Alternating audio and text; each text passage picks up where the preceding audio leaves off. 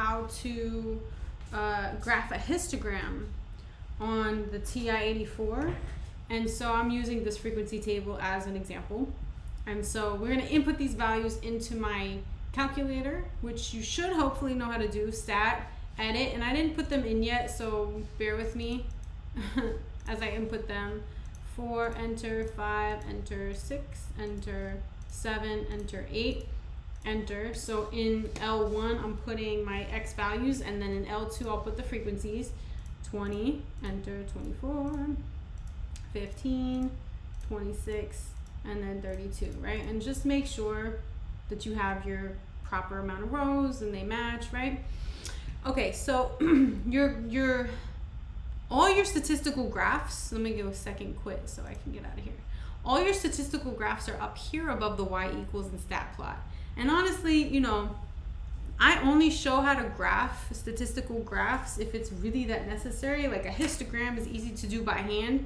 So sometimes it's a little bit more effort on the graphing calculator. So I don't always show students that.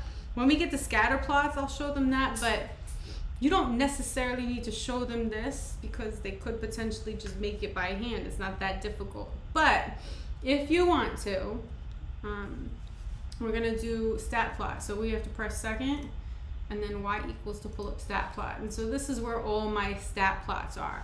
And all of them are off right now. And that's good because you don't want really any of them on if you're not using statistical graphs. I'm gonna turn the first one on. So let's go to 1, and I only need one of them. And to turn it on, right, I have an option of either off or on. I want on to be highlighted. So enter so that on is highlighted. And honestly, this is where you're gonna go if you wanna do, look, you have a scatter plot, you have a box plot, you know, you have all kinds of modified box plot, you have all this stuff in here if you want to use it. I use scatter plot for later. Let's go to histogram though. Scroll over so that you have it highlighted. And then, you know, tell it what your X list and your frequency is. So my X list is in L1. Remember where you put it. And my frequency should be L2, so second L2. And then you input all these values in here. Your plot is on. So this is just to tell the calculator what you want to do, right? The graph is actually over here in graph. So once you go tell it which you know, graph you want it to do, and then, you know, where the information is for it to grab, and then obviously you want to turn it on, you're going to go into graph. Now the thing is, if you see, I have other stuff going on in here. So if this happens to you, you need to go to y equals and clear out whatever algebraic stuff you have in there, if you have it. That's why all this other stuff was shown. And then if I go back to graph, you'll see, and hopefully you guys know this from algebra, but you'll see like, I can't see the histogram because my window has to change. I have to tell the calculator what my X min, my X max is, what my Y min, I have to tell it where I want it to like focus. Sometimes people use zoom fit. I don't like that because it doesn't organize it the way that I want to. I like to use window.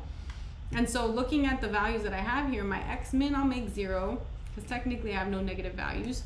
You really don't have any negative values for your X axis really in stats, right? You're mostly in quadrant 1. My maximum I'll make 10 because I'm going a little bit outside of this, right? So I have to at least have a 4 to 8.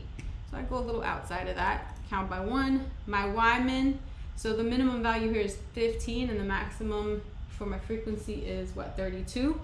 So I'm gonna go, we'll go from 10 to 40. So I'm basically telling it where I want it to start. Oops, not 400, 40. And then if I go to my graph, my histogram shows up. And then you can see the distribution and all that. But like I said, sometimes it's easier to just do this by hand. But if your students want to know, you can show them that. So any stat plot that you need, you're going to go second y equals. You have to put it on. Okay, tell it which graph you want and where the information is, and then go to graph. If you don't see it, then you need to adjust your window corresponding to the values that are in your situation. In this particular case, in my frequency table.